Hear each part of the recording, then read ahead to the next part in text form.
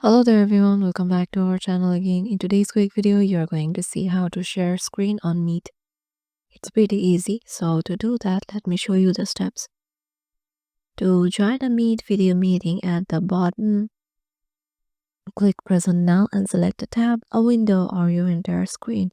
If you present a Chrome tab, it shares the tab's audio by default.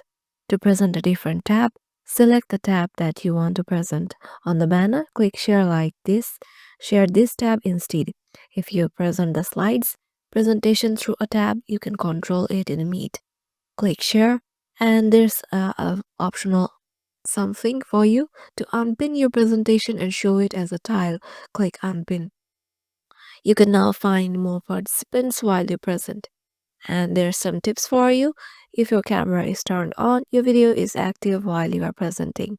For better presentations, to prevent mirroring, share a new window or a specific tab instead of a meeting window. To share your audio, you must select share a Chrome tab or share this tab.